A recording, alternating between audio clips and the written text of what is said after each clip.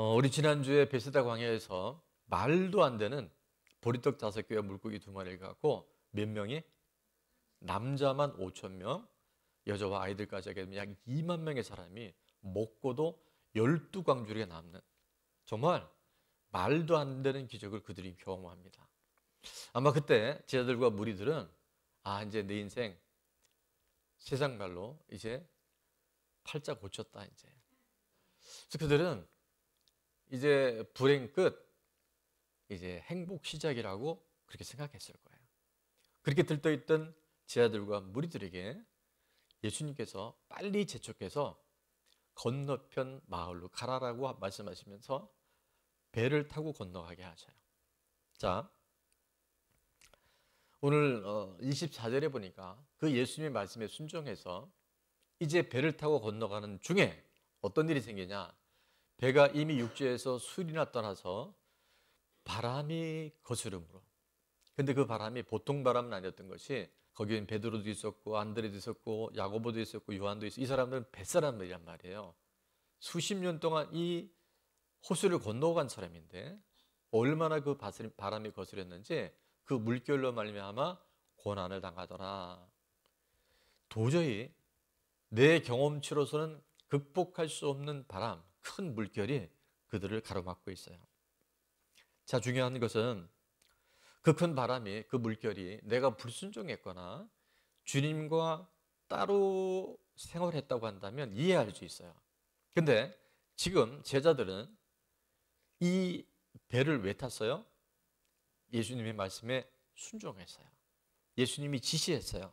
예수님이 가라라고 말씀하셨어요. 근데 어떤 어려움이 왔냐면 큰 바람이 불고 그 물결로 인해서 너무나 힘든 고난을 겪게 합니다.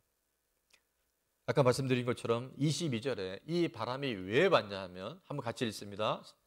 예수께서 즉시 제자들을 재촉하사 자기가 무리를 보내는 동안에 배를 타고 앞서 건너편으로 가게 하시고, 예수님이 재촉해서 배 타고 건너편으로 가라라고 말씀하신 거예요. 그런데 그 말씀에 순종해서 가는데 어떤 일이 생겼어요? 큰 바람과 물결을 만나서 엄청난 고난을 경험하게 되는 거예요. 자, 한번 따라하겠습니다. 말씀에 순종해도 고난의 바람은 붑니다. 여러분, 내가 고난의 바람이 불 때 내 하나님 말씀에 거스르는 게 없다면 빨리 회개해야 됩니다. 그런데 말입니다, 우리가 말씀에 온전히 순종하고 따라도 뭐는 분다고요? 고난의 바람이 불어요. 그래서 우리가 이걸 잘 분별해야 돼요. 그때 우리는 갖는 질문이 뭐냐면, 하나님 왜? 라고 하는 질문을 해요. 왜 내게라고 하는 질문을 해요. 근데 말씀에 순종하고 말씀을 따라가도 우리에게는 고난의 바람이 불 수 있어요. 특히 오늘 25절에 보니까 밤 사경에 그 너무나 고통당하는 그 순간에 예수님께서 바다 위로 걸어오십니다. 그래서 이 밤 사경이 몇 시냐 하면, 당시 로마 군인이 밤에 이제 그 보초를 쓰는데 교대 근무 시간이 3시간씩 교대 근무를 합니다. 그래서 저녁 6시부터 3시간씩 이 보초를 바꾸는데, 6시부터 9시까지가 1경이에요. 9시부터 12시까지가 2경이에요.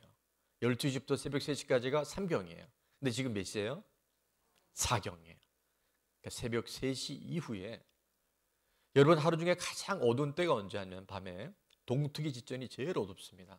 그러니까 지금 엄청난 바람이 불고 그 물결로 인해서 고난을 당하는데, 새벽 3시경에 4시가 된지 5시가 된지 몰라요. 밤 4경에 물 위로 누군가 걸어오십니다. 그게 누구였냐면, 제자들은 유령이라고 생각했는데 예수님께서 그 위를 지금 걸어오시는 거예요. 말씀에 순종해도 고난의 바람은 불지만 예수님은 그 물결 위로 걸어오시고, 그 물결 위에서 고난당하는 제자와 무리들, 오늘 말씀에 순종하면도 내게 다가오는 고난의 바람을 경험하는 분이 있다고 한다면 예수님이 다 보고 계시고, 예수님 다 알고 계시고, 예수님이 반드시 찾아오실 줄로 믿습니다. 자, 다 보고 계시고 다 알고 계십니다. 시작. 그리고 오늘도 우리와 함께 하시기 위해서 찾아오신 줄을 믿습니다. 26절에 보니까 제자들이 그가 바다 위로 걸어오심을 보고 놀라 유령이라 하며 얼마나 놀랬겠습니까? 풍랑이 일고 바람이 부는 그때 그 파도 위로 바람 위로 누군가 걸어오는데, 자, 그때 예수님이 이렇게 말씀하십니다. 27절이요. 예수께서 즉시 이르시되 안심하라, 나니 두려워하지 마라. 할렐루야. 우리 가슴에 손을 얹고 이렇게 위로하세요. 안심하라, 두려워하지 말라. 아멘. 오늘 주님의 이 음성을 듣는 저와 여러분 될 수 있기를 축원합니다. 베드로가 대답하여 이르되 주여, 만일 주님이시거든 나를 명하사 물 위로 오라 하소서라고 지금 담대하게 얘기를 해요. 자, 그때 29절에 예수님이 이렇게 말씀하십니다. 다 같이요. 오라 하시니 베드로가 배에서 내려 물 위로 걸어서 예수께로 가되. 이게 말이 됩니까? 지금 귀신인 줄 알았는데 예수님이라고 말씀하시고 듣고 나니까 예수님 맞는 것 같아요. 그래서 물 위로 걸어가니까 지금 배에 내려가서 뭐예요? 물 위로 걷기 시작하는 거예요. 성경에 예수님 말고 물 위를 걸은 사람 베드로예요. 예수님을 말씀하시면 물 위도 걷게 됩니다. 불가능한 일도 가능하게 된 줄 믿습니다. 그 어떤 바람도 잠잠해지는 줄 믿습니다. 말씀에 순종해도요, 바람은 불어요. 그러나 그 바람 가운데 예수님의 말씀을 들으면, 예수님의 음성을 들으면 우리는 일어날 수 있습니다. 우리는 반드시 주님이 약속하신 그 일들을 감당하게 될 줄로 믿습니다.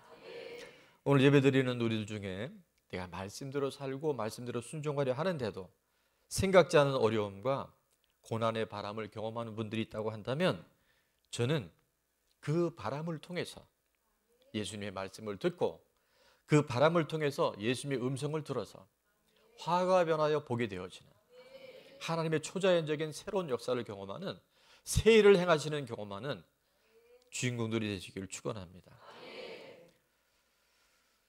아마 많은 분들이 지금도 역시 원수는 멀리 있지 않고 집안에 있어요. 가까이 있어요. 배우자의 고난, 자녀의 고난의 바람이 있어요. 얼마나 많은 질병의 바람이 있습니까? 또 우리 안에 재정의 압박, 돈이 있는데도 늘 쫓기고 없으면 더 불안하고, 열심히 공부하는데도요 성적이 향상되지 않아요. 정말 내 나름 최선을 다하는데도 사업이 잘 안 될 수 있어요. 예기치 않은 그 어떤 고난의 바람 앞에서도 오늘 예수님이 말씀하시면 불가능한 일인데 물이 변하여 포도주가 되고요, 거친 바람도 잠잠해지는, 그래서 물이 변해서 포도주가 됐다, 또 그 바람이 잠잠했다가 아니라 예수님이 다 보고 계시고 알고 계시고 예수님이 지금도 우리 가운데 말씀해 주시기 때문에 그 어떤 고난의 바람도 우리는 능히 이길 수 있는 하나님의 자녀로 서게 되는 줄을 믿습니다. 그래서 오늘 선포되는 말씀을 통해서 그 고난의 바람이 무엇이든 간에 치유와 회복과 새로운 구원의 역사를 경험하는 우리 모두를 됐으면 좋겠습니다. 자, 그래서 저는 말씀에 순종해도 부는 바람은 첫 번째입니다. 세상에 잠들지 않게 합니다. 그 바람 때문에 내가 세상 따라가지 않고 돈 따라가지 않고 사람 따라가지 않는 놀라운 능력을 경험하게 되는 줄 믿습니다. 우리 지난주 말씀 19절과 20절에 보니까 무리를 명하여 잔디 위에 앉게 하시고 떡 5개와 물고기 2마리를 가지사 하늘을 우러러 축사하시고 떡을 떼어 제자들에게 주시매 제자들이 무리에게 주니, 자, 어떤 일이 있었는지 다시 한번 우리가 소환해 봅니다. 20절, 다 배불리 먹고 남은 조각 12바구니에 차게 거두었으며, 엄청난 기적을 경험한 거예요. 아까도 말씀드렸지만 제자들 입장에서, 무리 입장에서는 이제 돈벼락을 맞은 거예요. 예수님만 쫓아다니면, 예수님만 딱 붙어 있으면 그들은 진짜 팔자 끝난 거라니까요. 인생 아무 문제 없는 거예요. 근데 예수님은 그때 갑자기 재촉하사 그들을 건너 게네사렛 마을로 건너가라고 말씀하세요. 왜 그러셨을까? 여러분, 우리가 오병이어의 기적을 경험하는 거 너무 중요해요.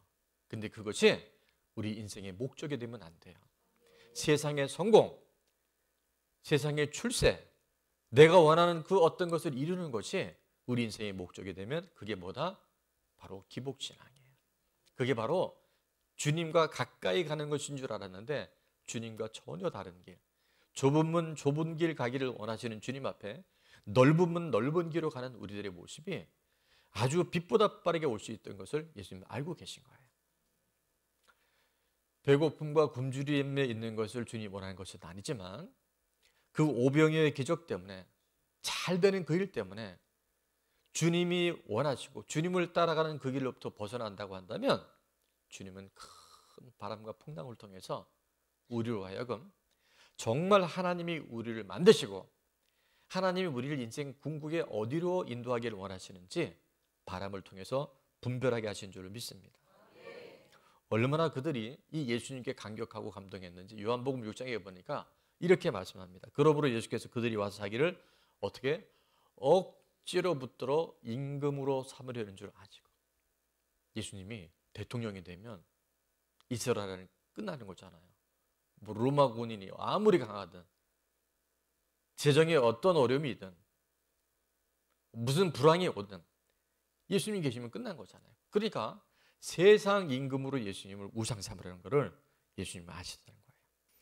여러분, 오늘도 우리가 예배드리고 믿는 이 목적이 세상에 성공으로 와 있는 분들이 있다고 한다면 내가 이 땅에서 출세하고 내가 원하는 그 욕망과 욕심을 이루기 위해서 주님 앞에 나왔다고 한다면, 문제 해결을 위해서 우리가 이 자리에 있다고 한다면 주님은 고난의 바람을 통해서, 예기치 않은 풍랑을 통해서 우리를 그 세상에 잠들게 하는 자리에서 우리를 떠나게 하실 줄을 믿습니다. 최근에 제가 어떤 글을 읽는데 우리는 응답에 관심이 많아요. 그죠? 오늘도 우리가 간절한 마음은 주님 이것만 해결해 주세요. 오늘 이것만 풀어주세요. 그 왼수만 좀 빨리 좀 어떻게 해주세요. 우리가 이런 속에 반복될 수 있어요. 근데 예수님은, 하나님은 응답에 관심이 없지는 않아요. 근데 더 큰 관심은 어디 있냐면 관계에 있어요. 네가 지금 나와 어떤 관계에 있느냐, 네가 지금 나를 왜 쫓아오느냐. 우리는 끊임없이 응답에 관심이 있지만 주님은 주님과의 관계에 우리의 모든 삶을 조명하고 계신 줄 믿습니다. 여러분, 좋은 대학 가는 것, 행복한 결혼을 하는 것, 안정된 직장 사업을 이루는 것, 안정된 노후를 우리가 준비하는 것, 자녀가 성공되는 거 다 좋은 거예요. 나쁜 것 아니에요. 그러나 그것이 우리 인생의 목적이 되고 그것이 우리가 신앙생활의 방향이 된다고 한다면 그건 엄청난 우상 숭배가 됩니다. 세상을 따라가고 성공을 따라가고 돈을 따라가고 내가 이 땅에 추구하는 욕망을 따라가면요, 그 끝이 얼마나 허망하고 얼마나 비참하게 끝난지 몰라요. 예수님 그걸 아시고서 지금 그 자리에 머물러 있는 거. 예수님을 임금 삼으면 내 인생, 우리 집안, 이 나라, 이 민족 이제 모든 문제를 다 해결하고 내가 바라는 천국 같은 삶을 살겠다라고 잘못 쫓아가게 되면 예수님은 뭘 주신다고요? 예기치 않은 고난의 바람을 통해서 우리를 흩으시는 줄을 믿습니다. 잘 돼도요, 불안해요.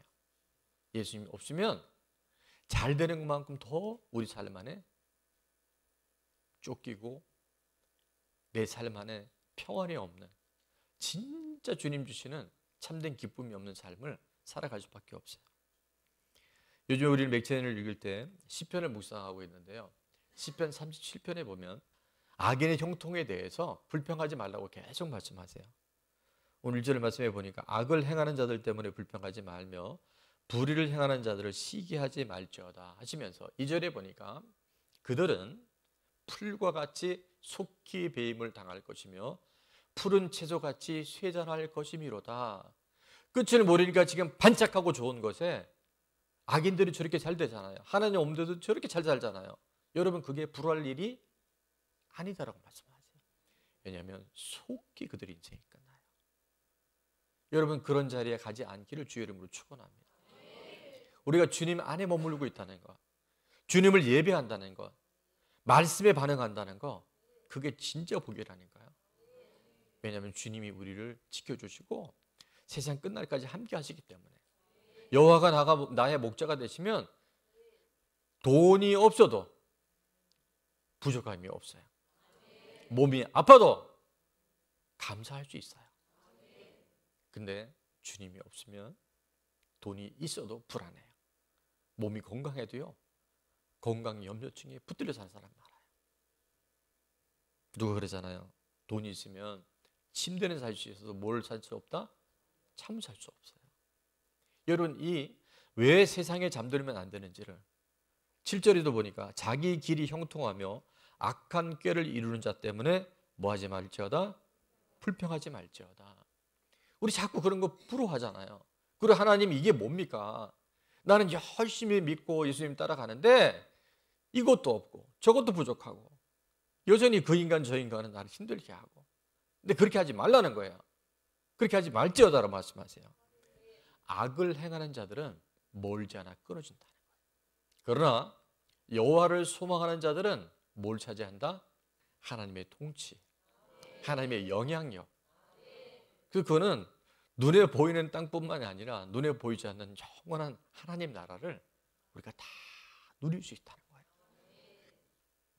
10절에도 보니까 잠시 후에 악인이 없어지리니 내가 그것을 자세히 살필지라도. 그렇게 돈 많이 벌고요, 정말 뭐 국회의원에, 뭐 시장에, 장관에, 대통령에, 근데 그곳에 하나님이 없잖아요. 그것이 예수님이 없잖아요. 그들의 인생이 어디 갔는지 찾을 수 없어요. 여러분, 그게 속으면 안 돼요. 옆에 분에게 속지 맙시다. 예, 속으면 안 돼요. 자, 그러나 하나님은 하나님 의지하는 자들, 온유한 자들, 11절은 다 같이요. 그러나 온유한 자들은 땅을 차지하며 풍성한 화병으로 즐거워하리로다. 아멘. 그 바람을 통해서 네가 이 바람이 없었다면 세상에 잠들고 세상에 안주할 수밖에 없는 일, 내가 너를 깨워서 네가 나와 관계를 맺을 때 내가 어떻게 너와 너의 가정과 너의 교회와 이 나라를 책임질 것인지 오늘 주님께서 우리에게 말씀하고 계신 줄 믿습니다.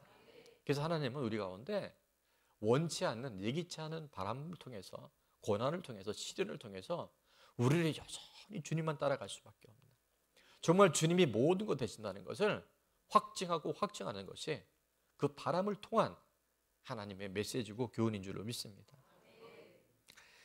하나님을 소망하면요, 우리가 기다릴 줄 알아야 돼요. 근데 하나님을 의지하지 않으면요, 내 때, 내가 원하는 방법, 계속 우리가 그걸 고집해요. 근데 하나님은 모든 신 중에 신이잖아요. 귀신도 아는데 하나님이 그거 모르시겠어요? 나는 정말 하나님 이 문제만 풀어주시면, 이 돈만 해결해 주시면 내가 다 할게요. 근데 여러분 살아봤잖아요. 우리는 자꾸 문제 해결에만 마음이 있어요. 응답에만 마음이 있어요. 근데 주님은 우리와의 관계와 거리와 친밀감에 대해서 끊임없이 말씀하고 계세요. 조급해하거나 비교하거나 낙심하는 것, 이거는 주님을 따라가지 않고 세상을 따라갈 때 오는 너무나 당연한 결론이 될 수 있다는 거예요. 하나님의 때, 하나님의 방법으로 가장 좋은 것으로 해결해 주실 줄 믿습니다. 자, 적용 질문입니다. 첫 번째, 말씀에 순종해도 부는 바람은 무엇이며 분별하고 멀리해야 할 세상의 것 혹은 세상의 사람은 무엇인가요? 여러분, 이걸 잘 잡아낼 수 있길 바랍니다. 내가 지금 주님의 뜻대로 살아가는데 예기치 않은, 원치 않는 바람이 지금 불어올 수 있어요. 큰 물결이 있을 수 있어요. 그때 나는 내가 세상에 혹시나 집착하거나 붙들려 있는 것은 뭔지, 자기 욕심, 내 야망, 혹은 내가 갖고 있는 어떤 집착하고 있는 것, 자식이 우상이 된다거나, 여러분은 지금 뭔가 추구하는 것들이 이 바람을 통해서 잘 끊어내고 멀리할 수 있는 기회가 될 수 있길 바랍니다. 자, 한 가지 더요. 말씀에 순종해도 부른 바람은 예수님과 말씀에 집중하는 것이 진짜 믿음이라는 걸 알게 해주세요.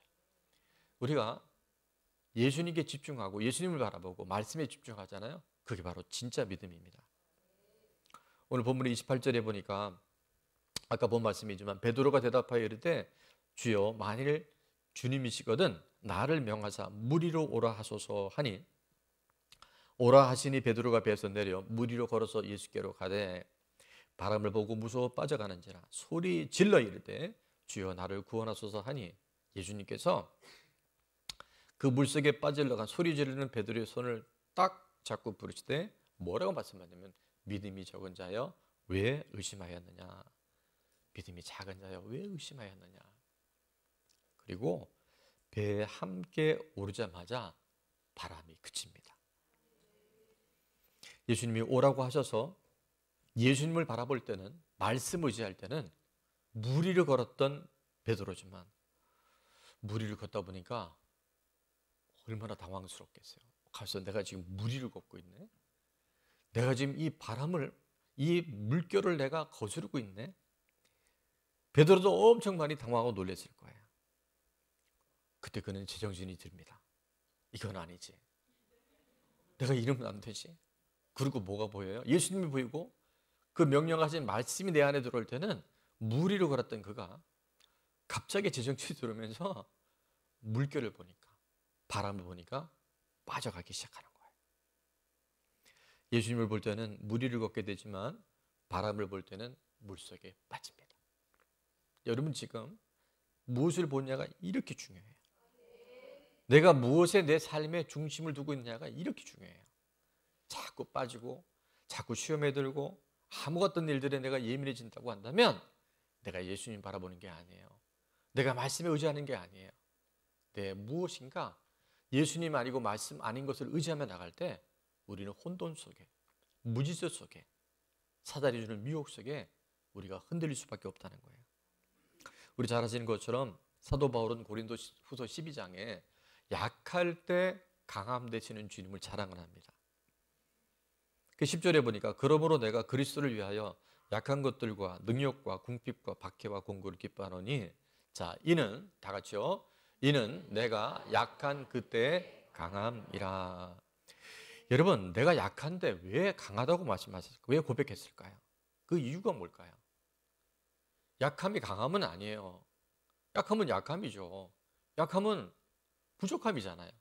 근데 바울은 약한 그때 강함이라고 뭐냐면 내 존재 자체가 약할 수밖에 없고 나는 정말 주님 없으면 아무것도 할 수 없다는 나의 실존적인 모습을 깨닫고 강함이 되시고 전부가 되시는 그 하나님 예수님을 의지하기 시작할 때 그는 비로소 진짜 강한 자가 된다는 것을 그는 깨닫게 됐다는 거예요.